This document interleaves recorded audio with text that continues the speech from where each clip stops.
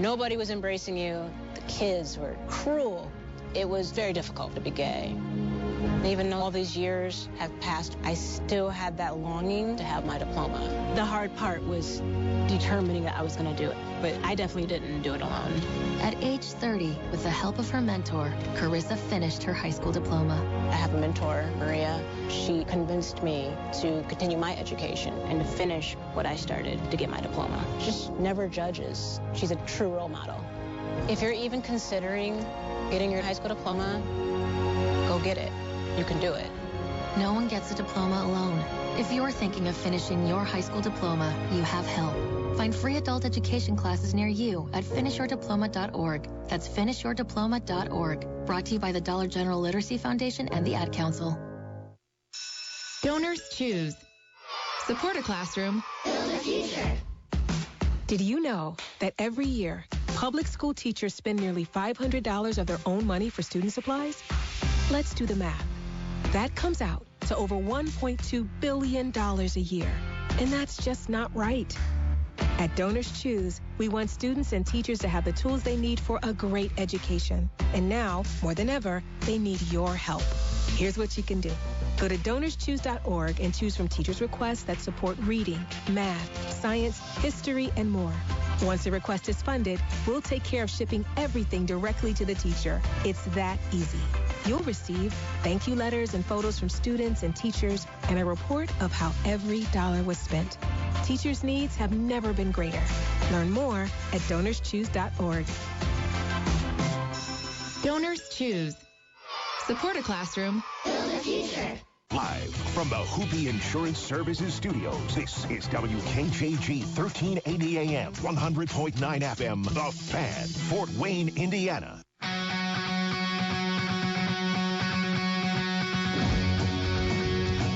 This is a presentation of high school sports on 1380 The Fan and 100.9 FM. The Hoopy Fieldhouse High School Coaches Show. Learn more about the Hoopy Fieldhouse, now available to schedule practice times for your league or team at hoopyfieldhouse.com. Now here's your host, Justin Kenny. Good evening, everybody. Welcome into the High School Coaches Show. Brought to you by Hoopy Fieldhouse. Thanks for tuning in. A packed show we got tonight. We'll kick it off here in just a couple seconds with our buddy Dan Vance from OutsideTheHuddle.net.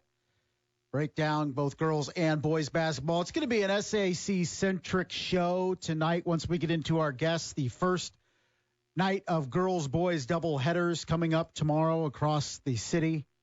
So it'll have a appreciable SAC feel tonight for the show. We'll be joined by Gary Andrews, head coach of the Northside Legends. Bottom of the hour, Reggie Tharp, head girls coach at Snider High School. We'll wrap it up with Seth Coffing, the birthday boy. Seth Coffing, birthdays today, from Bishop Luers High School. He'll wrap up the show, join us about 6:45 or so. So plenty of basketball to get to. Let's start it off, as we usually do, with our buddy Dan Vance from OutsideTheHuddle.net. Evening, Dan. How's it going? It's good to be back at the top of the show. We got all those football coaches out of the way. Yeah, I mean, it's the egos on those guys that say, I got to be at 6, and it pushes you down, so thanks for being flexible. But no egos on any basketball coaches whatsoever. Never. No. Absolutely not. Not at all. So back at the top of the show. And, Dan, let's start on the girls' side of things before we delve into the boys. I wanted to ask you about the Northeast 8 because so much has been made of Columbia City for good reason. But you have East Noble, you have Norwell, you have Belmont kind of behind them. And I think we can all agree that Columbia City's at the top. But what do you make of the other teams in the Northeast 8 behind Columbia City? Who can be that next best team, I guess? Well, I think it's got to be Norwell. Obviously, that matchup coming up, and it's a big one. Norwell is shooting the ball extremely well. They picked up a win earlier this week. Kennedy Filling hits 8 threes in that game. Moves into 4th all-time recently on the Norwell scoring list. She is just a phenomenal player in the history of phenomenal players. Her older sister Kaylee there just a couple of years ago, part of that high-powered Norwell offense. Columbia City is that de facto team because they do everything right. but the way that Norwell shoots the ball, and it's not just filling. You're looking at Mackenzie Fuse, who shoots the ball extremely well, and they have depth there at Norwell. I think that is an incredibly intriguing matchup. Could end up being the best girls basketball game in this area this year. But then, Belmont's right there, too, always a spoiler. Belmont's always a tough team, always a tough out, no matter, who they're playing, no matter what their, type of players they have. They always seem to piece it together well. And so I think that's the top three. East Noble is not in that elite group, but I think it's been really impressive what Britton Isaacs has been able to do there at East Noble. An 8-1 start is their best start in a decade. And I think it's really, we're going to see basketball coming around on both the boys and girls side at East Noble. I think they both have started with a phenomenal year. It's great to see that level of competition. But right now it's Norwell and Columbia City, and I think that that game is, I think it's the most eagerly anticipated girls basketball game in the area this year, which says a lot because the SAC's got a lot of really good teams. Well, that game comes up tomorrow night, and Columbia City 2 straight wins over Norwell by 19 points and 16 points, respectively. 2 years ago, they tried to keep them low scoring in a 55-34 loss. Last year, Eric Thornton's crew tried to run with Columbia City, lost 82-66. What does Norwell need to do tomorrow to have a shot to, at the very least, keep this one close? Well, there's definitely got to be a certain focus that goes into it. Look, if this game was at the Castle and Ossian, I think that plays an impact. It's not. It's in Columbia City. The crowds have been great for their girls team, the turnout and the support from the students, from adults in Columbia City. So you're going into what has become a pretty tough road environment in Columbia City. They just got to be calm with everything they do. They're going to have to knock down their shots. We know that. But when the shots don't fall, which this is high school basketball, there's a very good chance you're going to go through a lull where the shots don't fall. You got to be able to just stay relaxed, stay within yourself, and find that shot, whether it's now let's get inside, let's see the ball go through the net a couple times, or whatever it is. Norwell's going to go through lulls, and Columbia City is the type of team that picks that apart. So you basically have to do whatever you can to make those, downtrodden times as short, as brief as possible. Dan, looking at the SAC, and you have Northrop, you have Snider, you have Homestead up there at the top. Bishop Luers wants to make a case. They'll have a chance to do that tomorrow night against Northrop. But when you're heading into the thick of the SAC season on the girls' side of things, what's the hierarchy look like? What's this league going to come down to? Maybe a matchup or two that you're looking at that's going to decide things. Yeah, and they come late in the season when you're looking at the Snider, Northrop, Homestead collective going against each other. It's very interesting in a world, and I feel like it hasn't been talked about this year. So let me bring it up. Where there is no holiday tournament, that we have to wait so long to see these teams. Normally, we're a week away from somebody being able to claim SAC superiority. So it makes it more interesting that you have cases longer. Northrop has been a team that, with how well Homestead's been playing, and this was a year that Homestead, lost Sally Stevens. They lost some players that Homestead maybe we thought not necessarily down, but maybe not as strong. They've been really good. We knew Snider would be great. Northrop's a team that really intrigues me because they have so many weapons. Nia Bell's coming off a 30-point game just a couple of nights ago. Destiny Craig has been fantastic all year, a really tough inside presence, getting to the rim. Kayla Williams-Thomas has been fantastic on defense. Lexi Chastner is another Division I basketball player. So I think, to me, the intriguing matchups are the ones that include Northrop, because I feel like there's a possibility they're getting a little overlooked because of a couple of early season losses. But they're a team that can knock off anybody. When they play Snider, I expect that to be just an insane gym. It was insane last year for their game at Northrop. One of the best atmospheres outside of an old SAC holiday tournament I had been in a long time for a basketball game. So I think that Northrop's games against those top teams, against Snider, against Homestead, are the most intriguing to me. Dan Vance, outside the Huddle.net, joining us here on the High School Coaches Show to break down area basketball. Let's talk about the SAC on the boys' side, and they'll kick things off tomorrow night. Snider and Southside have already played, but everybody else, 8 teams, will have their first taste of SAC action tomorrow. When you look at jumping into the SAC, I guess, so quickly over the course of a long season, I know it's been traditional to start this early. It just kind of seems like we're just jumping into the deep end right away. But I guess, do you like, conversely, with the girls and the boys getting started off so early in the league? Because, as you know, remember when we had the SAC Holiday Tournament and, coaches were trying to seed the tournament based on limited opportunity to see these teams. We're limited with the opportunity of seeing these guys so far. So what to make of the SAC? Do you like the fact that it starts so early? I do. I do like the fact that it starts early. I think that it gives us, a litmus test for all of us who like to, predict this is where we think people are. Outside the huddle, we're not any different. We have our power poll. This is where we think people are. Wayne Carroll happening so early is interesting to me. Both teams are playing really tough schedules this year. Wayne obviously lost to Ben Davis last week, but has wins over Leo and New Haven already. If you didn't catch the score of that New Haven game last night, it was eye-opening. Wayne scoring 98 points. Just 37-point dub. Yeah, running away from New Haven in that one. And so the way they're playing right now, and I think we talked about it last week. I watched them play Leo in their opening game.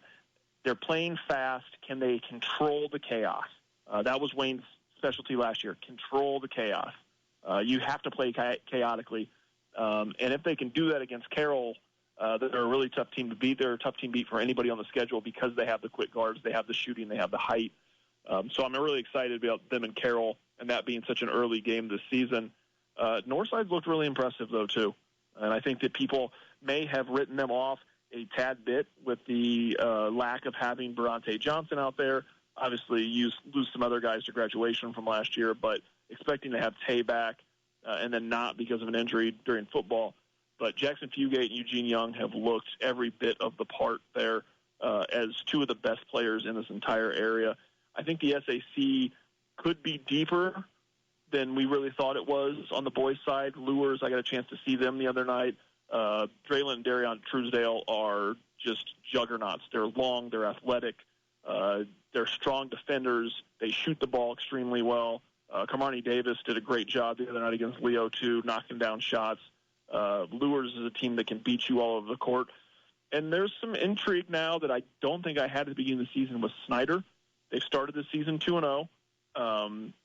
They get the wins over Southside and DeKalb, two teams who are not, premier teams in the area right now, but are not bad teams by any stretch of the imagination. That first game Snider played last week, Trell Hogue, a freshman, comes out and leads them in scoring with 17. Snider's the team that adds some intrigue, and I think that, you throw Homestead in there. Dwenger is going to be another solid team this year. I think that the SAC is just really interesting. While we know right now that Wayne is the team to beat until somebody beats them, I think it's a deeper conference right now than I thought it would be, especially to start the season.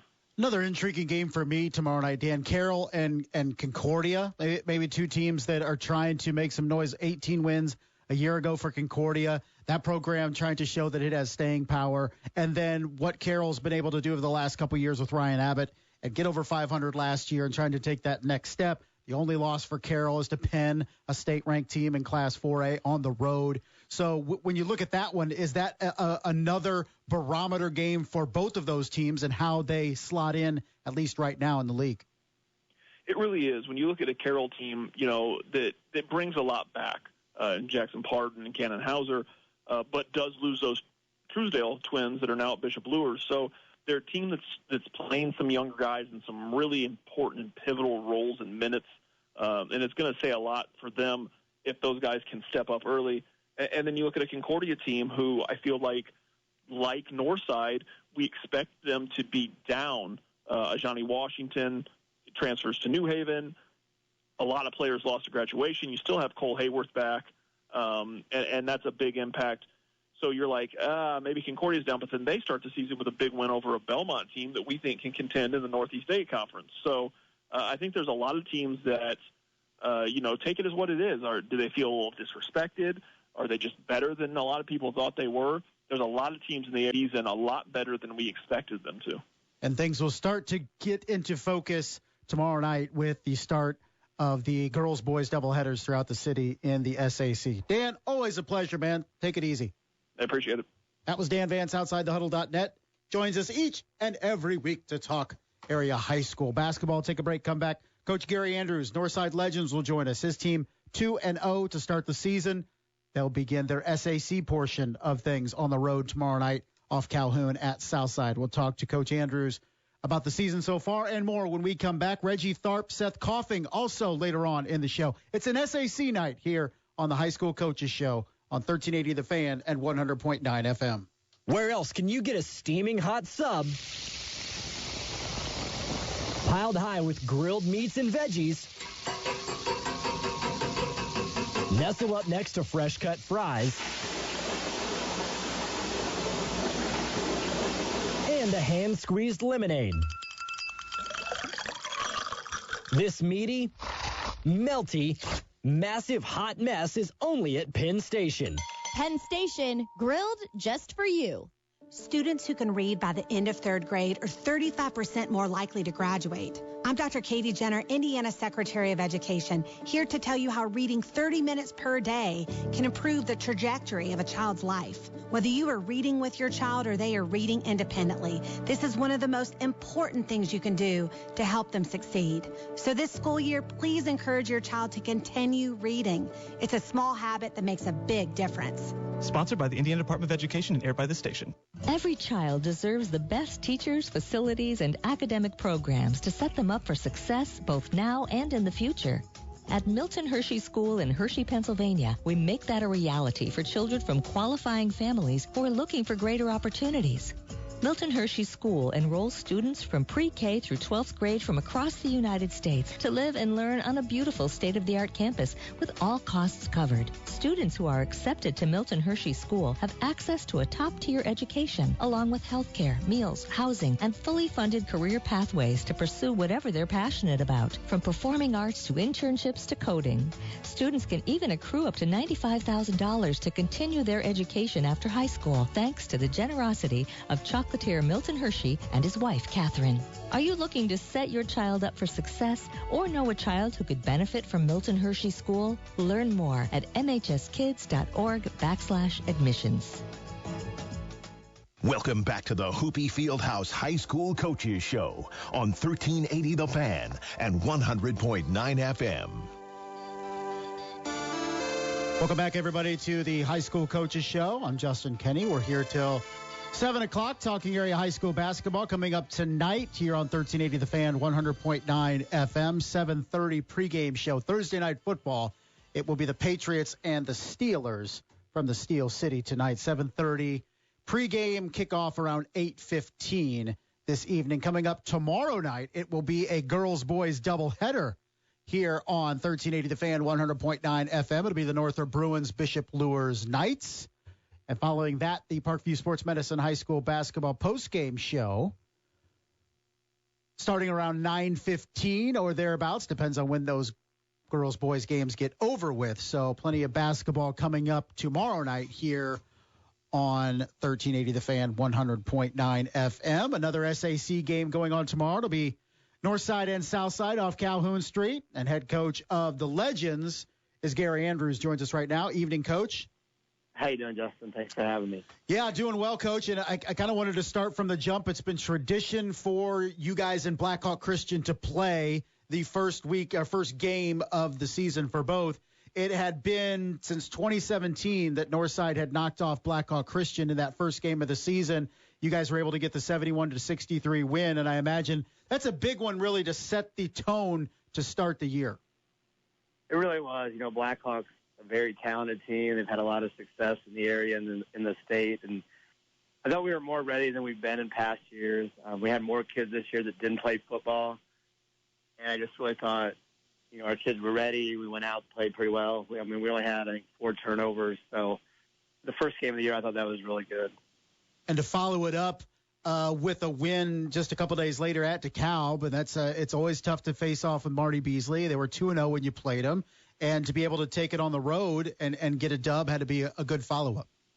It really was. I mean, the second half the first half we came out and got up 19 at half and played really, really well. In the second half we didn't shoot as well, and we played different people, and they got it, maybe down to 11 or so. We won by 13, but it was a good road win, and Marty does a great job with them, and DeKalb's vastly improved this year. So we're off to a good start, but we still got to get a lot better. It was you have a senior-laden group, and you lose to graduation last year, Jordan Green, who was so big for you. You lose your leading scorer in Bronte Johnson, who gets hurt. How important was it to weather the storm of losing both of those guys with the fact that you have a senior-laden lineup? Well, we lost Jordan, I think, after the 5th or 6th game of the year. That's right. It's hard to remember him even being on the team. That's true. I see some pictures like, oh, man, I forgot Jordan played. Like I was watching last year's Blackhawk game, getting ready to play him this year. I was like, oh, my gosh, I forgot Jordan was on the team because he missed so many games. And then, we played without Tay all summer because he hurt his foot during the summer and, didn't play. So we were kind of used to playing without him. We were hoping to be back, and then he tore his labrum in football. So we've had to kind of adjust. And, but this year we have the advantage. Jackson and Eugene are shooting the ball really, really well. So we're able to try to run some stuff to get them some shots. And then having Jordan King and Devon Haney inside, it kind of gives us two big, strong guys we can rotate. They've done well so far, but they're just going to get better and better the more they get into basketball shape. And it's been you lean predominantly on seniors, but you've mixed in some freshmen in particular that are dressing on varsity, which at Northside doesn't happen very often. It really doesn't. Max Goheen has started the game, and Tyvon Alexander, he's going to start tomorrow night. And our freshman class is really, really good. We got Malik Moore, who played varsity football, who's just knocking on the door, who I can see him getting some time down the road. So we do have a really good senior-laden group, but our freshman class is very talented. And we got a kid like Jordan Woods, who's only a sophomore. He's about 6'5", and he's getting better and better. So our young kids are going to help us also this year. Is that I mean, as much as you rely on your seniors, do you look at that young group and how quickly they can mature as a key for this year? It could be a key definitely for this year, and then it's definitely for the future. I mean, we're going to lose all these kids for next, at the end of the season, but the future is bright because our freshman class is really, really talented. You mentioned Jackson Fugate. I wanted to talk about him. I mean, the kid can score, he can rebound, he can pass. He's really active defensively. He's just a complete basketball player that maybe not a lot of people around here truly appreciate. I agree. He can score a lot of different ways, plays great defense, rebounds, can block shots. I mean, he missed a lot of our games last year. I really think, even though we lost Jordan Green, if Jackson is healthy last year, we win the SAC. And, we beat Wayne without Jackson. There was times last year Jackson was our best player. I mean, even better than Tay, just all around because he's a better shooter. So when he broke his wrist, I think it was probably around the 7th or 8th game, we really, really missed him. And, we didn't get him back to like the second to last game of the year against Bishop Luers. So, that he was a big difference and a big key for us winning sectionals last year. Saute about a week ago and arm in the sling and everything. Is there any chance? I mean, is he a guy that says, I'm not going to play, Coach, this year? As he said, depending on my recovery, I could suit up later in the season, Coach? What's kind of been the dialogue there? He wants to play. I mean, he really wants to play, but he had to have surgery. He wanted to have surgery in time so he could be healthy for June when he goes down to Notre Dame. But I say there's an outside chance by the end of the year. I'm not saying he could be a point guard. He's such an athlete. We could play him at 4 like we did 2 years ago when he broke his wrist and had like 2 days of, like actual up and down practice. And then, we almost beat Snider in the sectional, and he was like 40% with his wrist. So there's an outside chance if he does come in, his athleticism would really help us.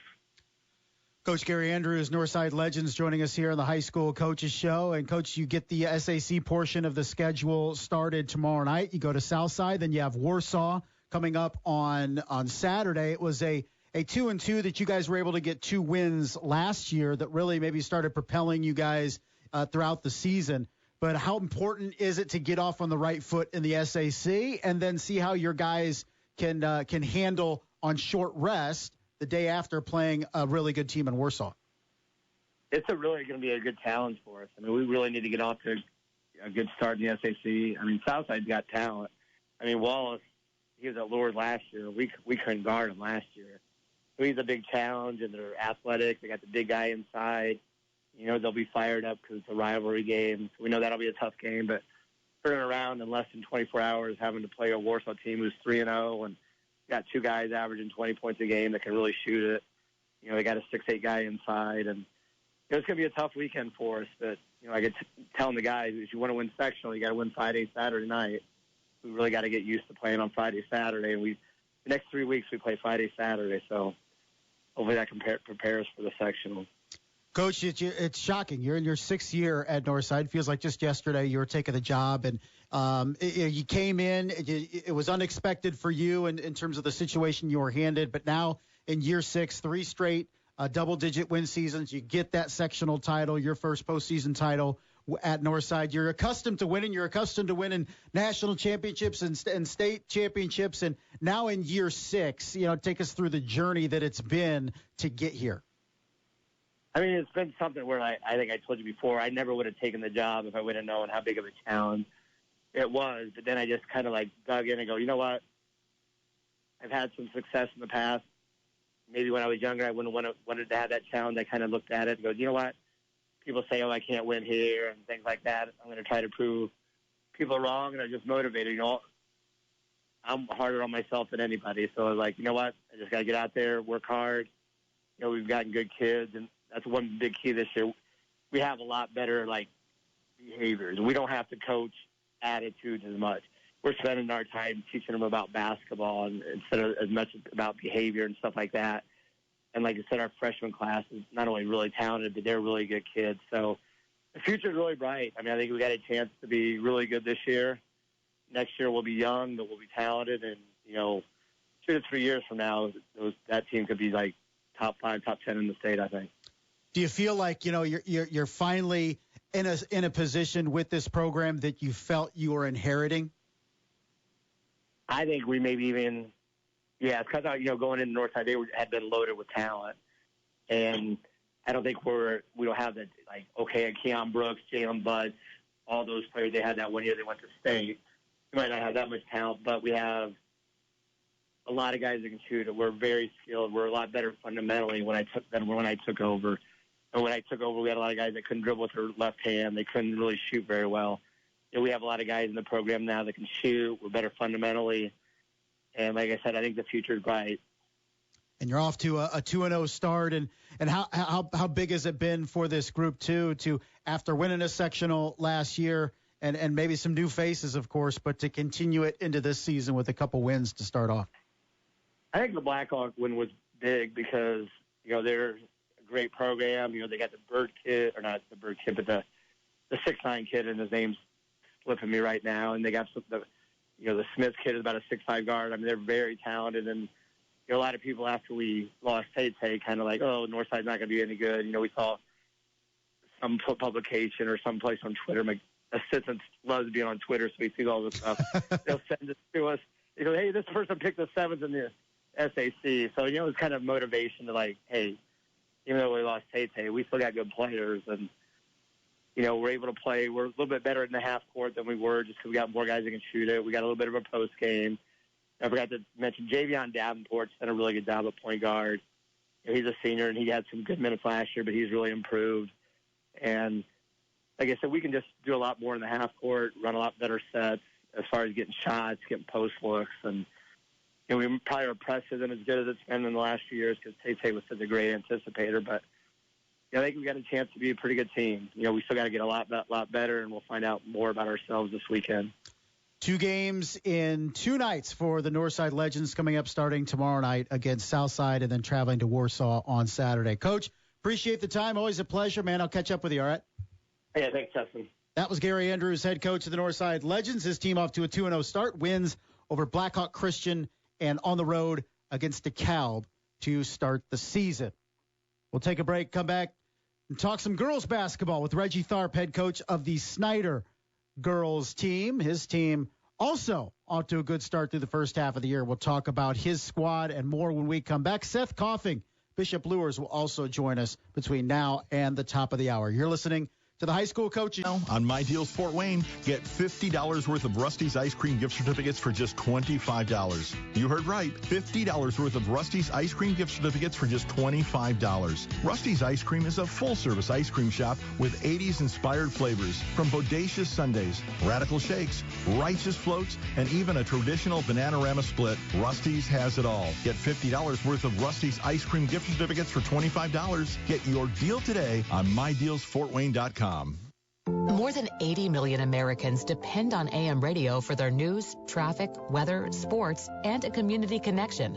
It's the backbone of the emergency alert system, keeping us safe in dangerous times. It's critical that we keep AM radio in cars, because when cell and internet services are down, this free emergency service could be your only lifeline. Text AM to 52886 and tell Congress we need AM radio in cars. This message furnished by the National Association of Broadcasters. When it comes to making plans, you are the best. What about those round trips that you plan in advance, which are perfect on your way there and perfect on your way back? Or those meetings with friends for which you make a group chat 3 months before so that nobody or anything is missing? Or your daughter's first birthday party. You planned it with such dedication that instead of the first, it felt like our 15s. The same way you plan each detail for those moments. Start planning to protect you and your loved ones from a natural disaster. Sign up for local weather and emergency alerts.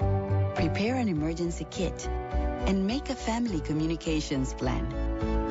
Protecting your family is the best plan you can make. Get started at ready.gov/plan. Brought to you by FEMA and the Ad Council. This is the Hoopie Fieldhouse High School Coaches Show on 1380 The Fan and 100.9 FM. Welcome back, everybody, to the High School Coaches Show, presented by Hoopie Fieldhouse. Justin Kenny here till the top of the hour, talking high school basketball, both girls and boys. Thanks to Gary Andrews, head coach of the Northside Legends, joining us. We're going to stick in the SAC. We're going to talk girls basketball now with head coach Reggie Tharp, who joins us right now talking some Snider basketball. Evening, Coach. Good evening. How you doing? Doing well.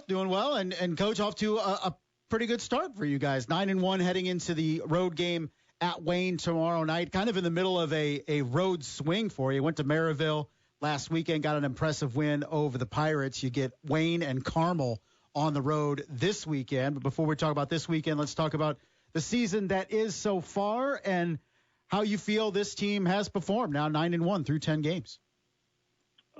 Extremely pleased. We started off the stretch with the beginning schedule was brutal. I think we played maybe like 6 or 7 games in like 10 or 11 days, and like the girls were just beat up and exhausted. But to come out of that stretch 9-1 and to lose to Columbia City, who's the number 1 team in the state, obviously we were disappointed. But I think for the most part, we looked at what we needed to correct, and, the girls have been doing that, and they've been responding pretty well. I have to feel when you play 2 games in one day to start the season, and against South Bend, Washington, and West Lafayette, and you win 2 close games, you have to feel pretty good as a coach and really sets the tone, I feel, for heading into the bulk of the regular season. Absolutely, and it showed how mentally tough we were because, the second game, I don't know if people know, but West Lafayette's a really, really good team. They got good size. They play together, and they're strong, and they're mostly seniors. So to come out on top in that game after playing in South Bend, Washington, just shows some of the mental toughness and fortitude that the girls possess. Well, we have to talk about your girls. It starts with Jordan Poole, who's been tremendous, and the ability for her to do so many things on the floor on both ends. It just continues to be impressive. What's it like coaching Jordan? I'm getting sad each day. Like every game that goes on, I just start tearing up because you're gonna miss her. She's a coach's dream.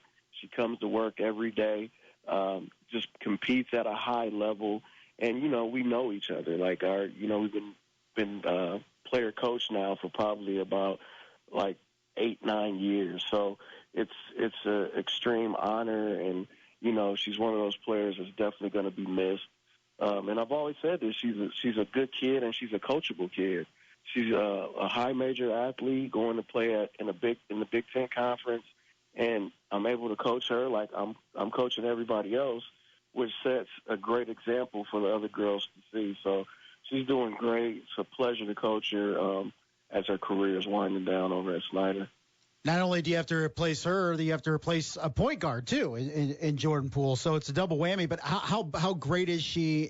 Because so many top athletes, top basketball players can fall into that. Okay, I'm a top player. I'm going to a Big Ten school. The offense runs through me. But sometimes she can be as selfless as they come in making sure that other girls are touching the ball.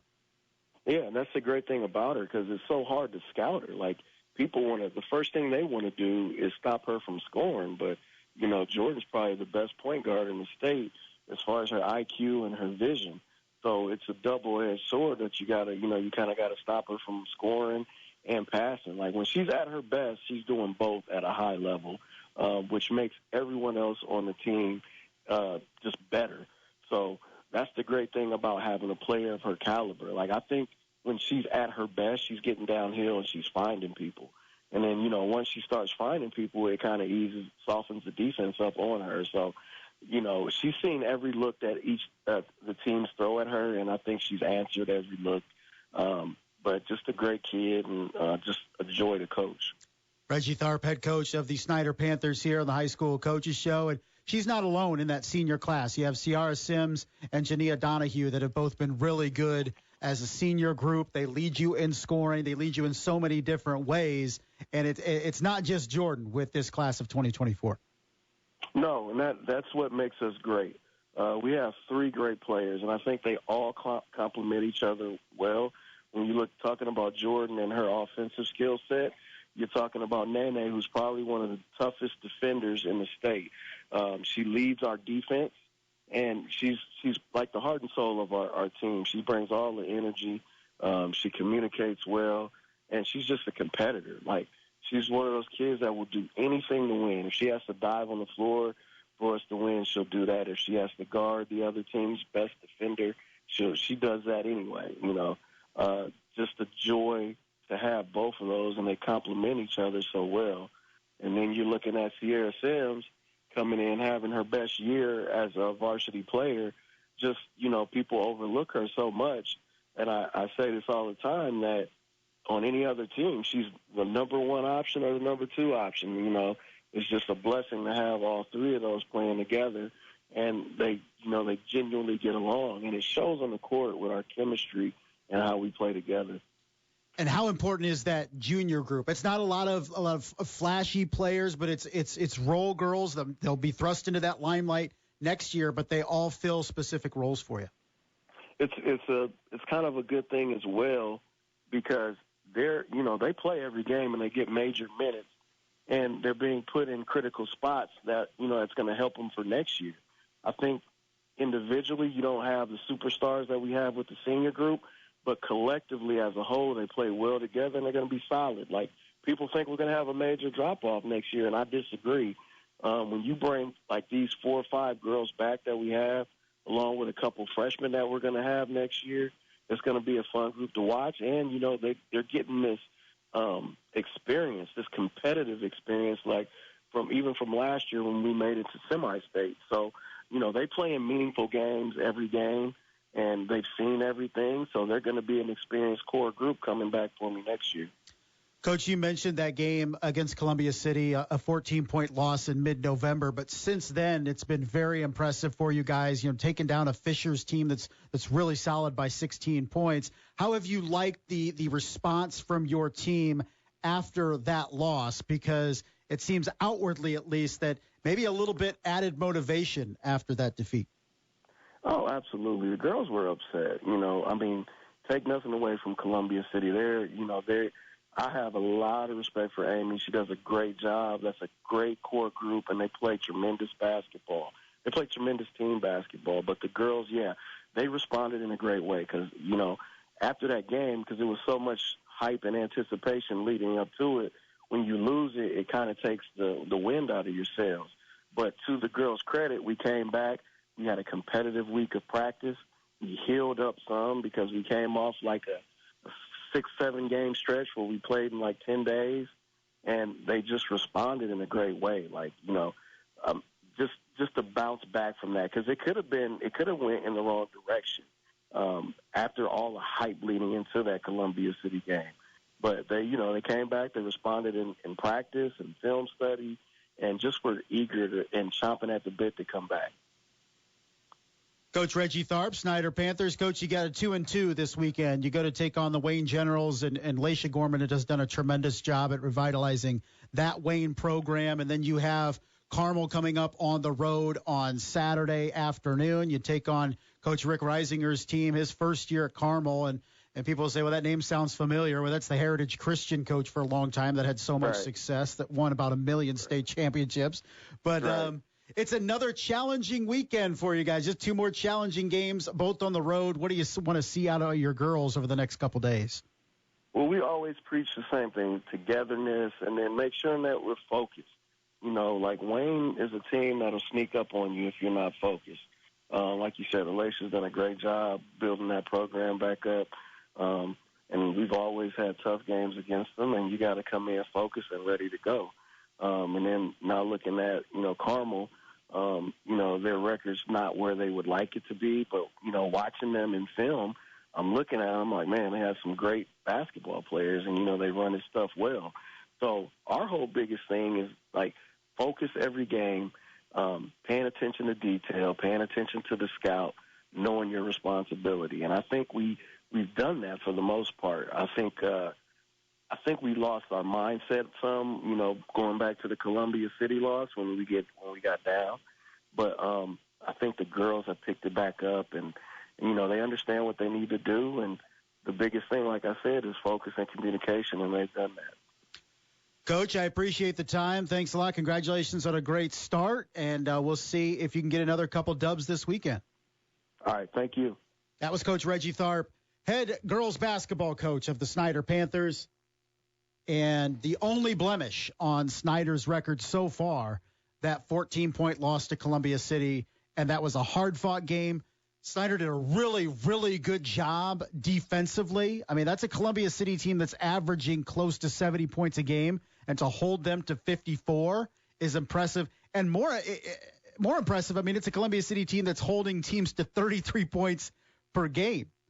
Only Hamilton Southeastern, once the number 1 team in the entire state, scored more than Snider did against Columbia City. So a good performance. Jordan Poole is one of the best you'll see in the Midwest, not just the city, not just the state, but the entire Midwest in terms of her skill set. She's not alone in that senior class, and there's a lot behind that senior group to help facilitate. So Snider will look for wins 10 and 11 this weekend at Wayne and at Carmel. It's a middle of a month-long road trip. They last played at home on December 1st. They'll next play at home on January 5th. So a lot of road games for the Snider Panthers in the month of December. We're going to take a break, come back. Head coach Seth Coffing, Bishop Luers Knights, will join us to wrap up the show. You're listening to the High School Coaches Show, presented by Hoopie Fieldhouse here on 1380 The Fan and 100.9 FM.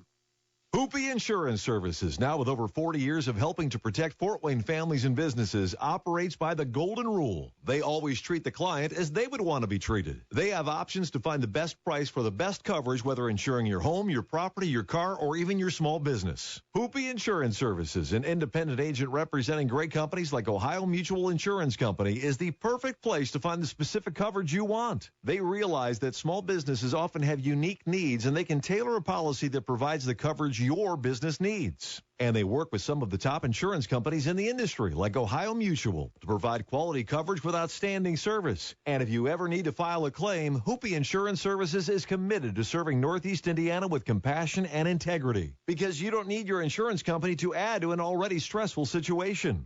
Visit HUPE-insurance.com to learn more, or call 486-7488. Hoopie Insurance, their family serving your family for almost 40 years.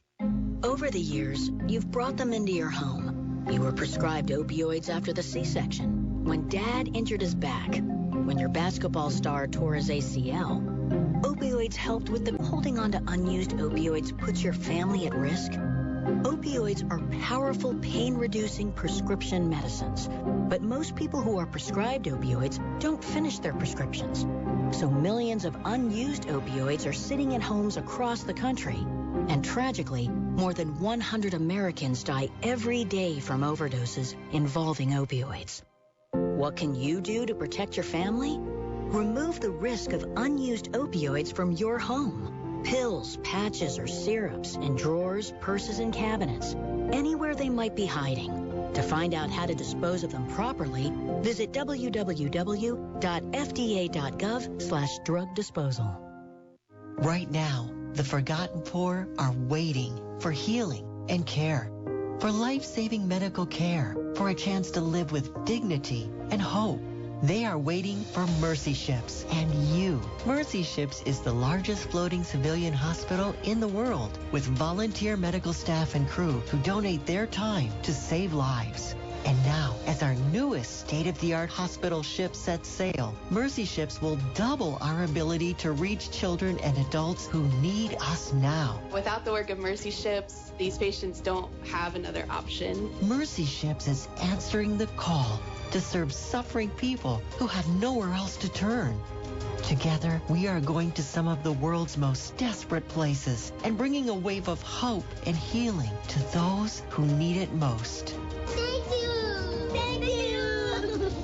To learn more about this wave of hope, go to mercyships.org today. You're listening to the Hoopy Fieldhouse High School Coaches Show on 1380 The Fan and 100.9 FM. Welcome back, everybody, to the High School Coaches Show presented by Hoopy Fieldhouse. I'm Justin Kenny here for about 12 or 13 more minutes. Tomorrow night, it will be high school basketball here on 1380 The Fan, 100.9 FM. First girls-boys SAC doubleheader night of the season, and we'll be out at Bishop Luers as the Northrop Bruins will take on the Bishop Luers Knights, first in girls action, followed by boys action. Head coach of the Bishop Luers Knights on the boys' side is Seth Coffing. Joins us right now. Evening, Coach.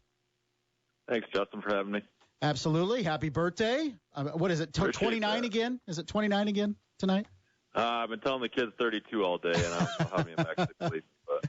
Hey, I mean, you could pull off 32. I think that's a compliment in itself. So, you know. Yeah, I don't want to go much higher than that. Coach, congratulations, back-to-back wins to start the season, and Mishawaka Marion, traditionally a solid program, and then a 10-point win over Leo earlier this week. How do you feel about the start of your season with 2 dubs?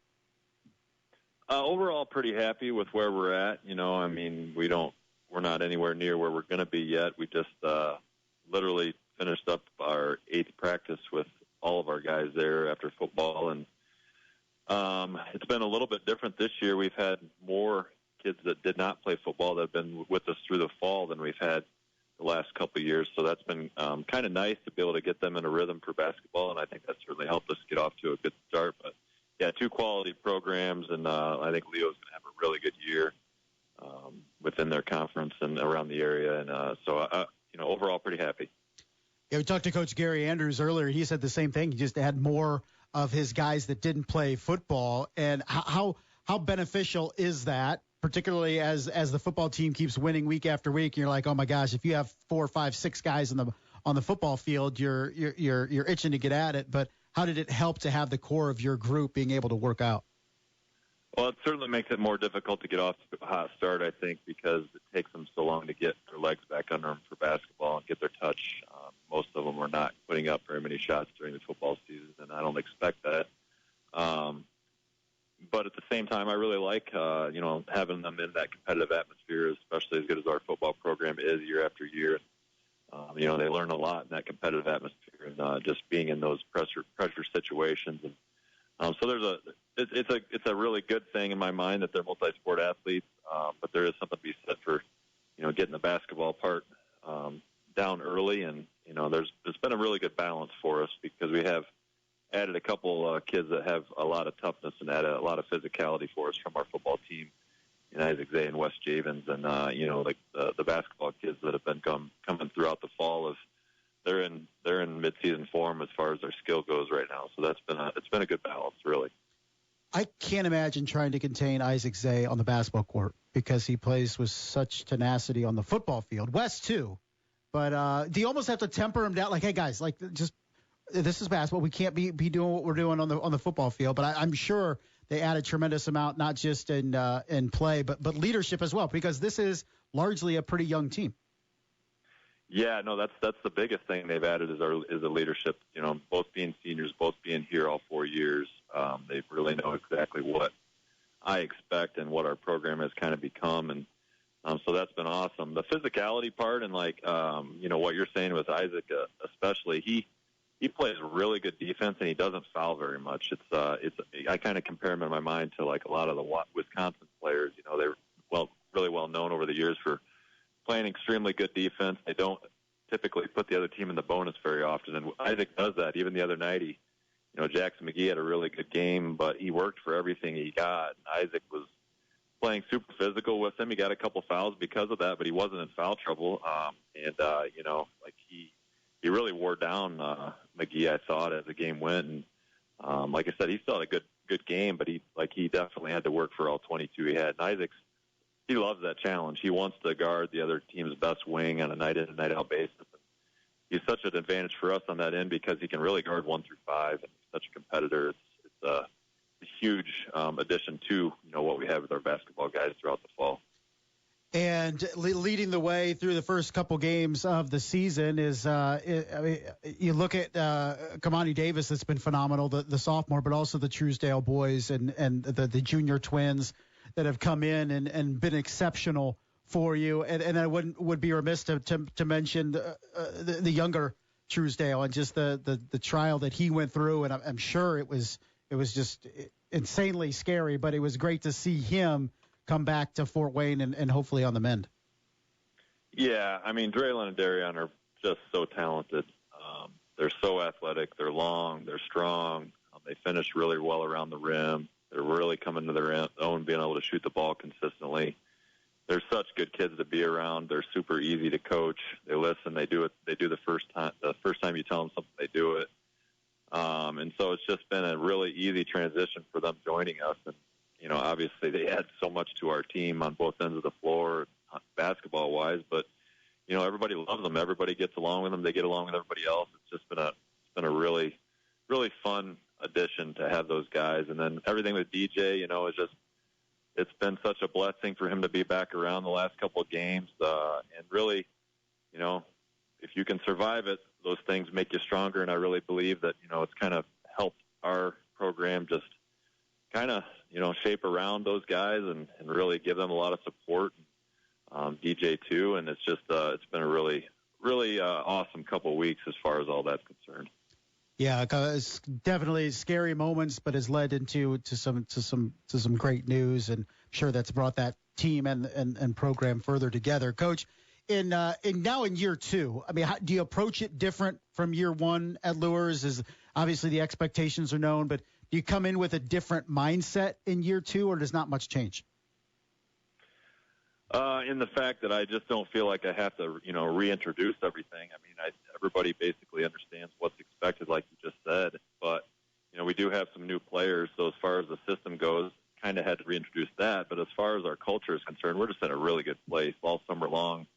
Even before we got the twins, we had 30 to 35 kids within our program coming to every workout. We had way more than enough guys going to every shootout, and we played 25 games in June with our varsity guys and another 15 with our JV guys. So it was a really, really productive month for us. And then beyond that, this fall, we've gotten a lot stronger. We really hit the weight room, and kids have actually bought into that, which sometimes it's not easy with basketball guys to do, but they really want to lift, and it's been fun to do that too. And I think that's really helped us mentally too, just to be prepared for the season. And so we're in a really good place, I feel like, program-wide as far as our culture goes. So I think we've really grown to the point where, and I don't have to repeat myself over and over. Guys are starting to say it to each other, which is a really good sign for where you want it to be. And it's gotten to that point, and it's kind of a proud moment when you hear that from kids telling other kids, this is how we're doing it. That's not how we're doing it. So,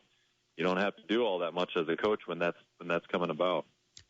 Coach, you get your third home game to start the season out of 3 tomorrow night against Northrop. What can you tell us about the Bruins? Well, I think Coach Merriman's trying to do all the right things over there. He's got a lot of young guys playing right now. They're really scrappy. They haven't played in over a week, but I got to see them play against DeKalb in their opener, and then we have the film on the New Haven game. They have a little bit of trouble scoring, I think, but they're going to get after defensively. They're going to try to get into passing lanes and make it difficult for you on the offensive end. And, for us, we just want to continue what we're doing and get better at our game. And, our kind of mantra right now is just get better every day, no matter who we're playing and no matter what we're doing, whether it's a practice or a game, because our goals are kind of at the end of the year for our team, and we just want to be continuing to build towards that point. But I got a chance to talk to Coach Merriman the other night at the freshman JV games on Monday night, and I really like what he's doing over there. And I hope everybody's patient with him because I do think he's doing a lot of good things. And it's going to take time, but I think he has the right mindset for it. All right, Coach. Hey, I appreciate you taking the time to talk to us, especially on your birthday. So go enjoy the rest of the night, all right? All right. Thanks, Justin. All right, buddy. That was Seth Coffing, head coach of the Bishop Luers Knights. Second year with Bishop Luers. The Knights went 9-15 last year in Seth Coffing's first season after taking over for Fonzo White the year before. So we'll see what Coach Coffing can do in year 2 with the Bishop Luers Knights. And it's an interesting roster because talk about the couple veterans you have, and Isaac Zay and Wes Javens coming in, and Cameron Mitchell's another senior as well. That's it on the roster.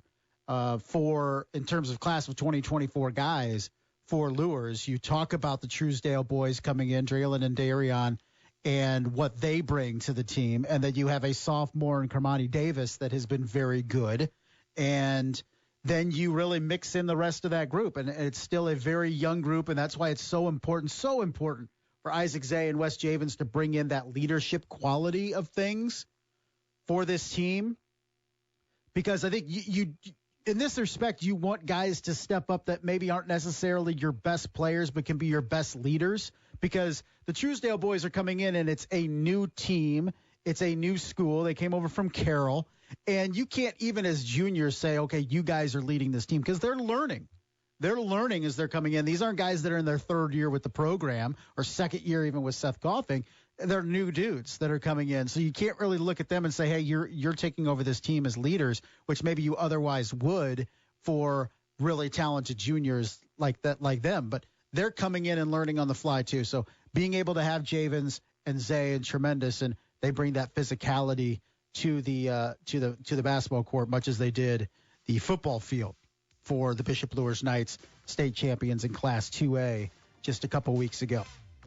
That's going to do it for us on a busy night of the High School Coaches Show. Heavy on the SAC tonight. Thanks to Dan Vance of OutsideTheHuddle.net joining us. And a trio of coaches from the SAC. Gary Andrews from Northside, Reggie Tharp from Snider, and Seth Coffing from Bishop Luers. Really setting the stage for tomorrow night. First, girls-boys doubleheaders of the season in the SAC. You can listen here tomorrow night for one of those girls-boys doubleheaders. Northrop Bruins, Bishop Luers Knights coming up from Bishop Luers. So thanks to Coach Coffing, and we'll see more of Coach Coffing tomorrow night out at Luers. That's going to do it for us, everybody. Thanks a lot. Coming up later tonight, Thursday Night Football, Patriots-Steelers pregame show at 7:30. Kickoff close to around 8:15 coming up tonight.